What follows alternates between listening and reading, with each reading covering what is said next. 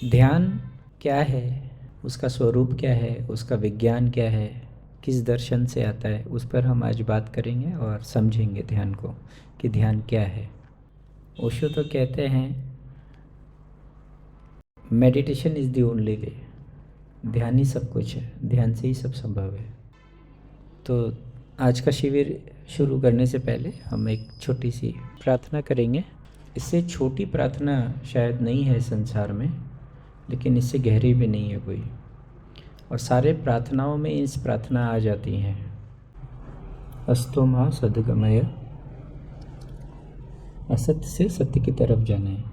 तमसो मां ज्योतिर्मय गमय, अंधेरे से उजाले की तरफ ले जाना है। और तीसरी पंक्ति है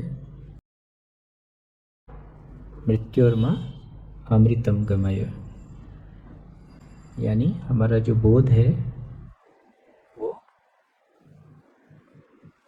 मरणशील जैसा है, उसको हम अमृत तत्व को जान पाएँ, ये हमारी प्रार्थना है। तो प्रार्थनाएं तो बहुत हैं संसार में, लेकिन इन 3 पंक्तियों के बाहर कुछ नहीं है। 3 पंक्तियों में सारा आ गया। फिर क्या कहते हैं? ओम शांति शांति शांति। तो क्यों कहते हैं हम 3 बार शांति? क्योंकि हम शरीर में जीते हैं, तो पहली शांति उसके लिए। फिर हम मन से जीते हैं, तो दूसरी शांति उसके लिए। और फिर आत्मा जो हम हैं उसके लिए शांति।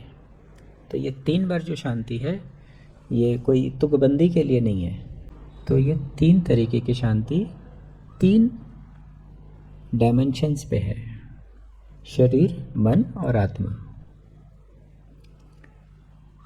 तो जब भी आप ध्यान में बैठें, 1 मिनट की ये प्रार्थना करके बैठें, तो जब आपकी ध्यान की जो गति है वो बढ़ेगी, समझ बढ़ेगी। ध्यान है अकेले होने की क्षमता, अकेले होने का साहस।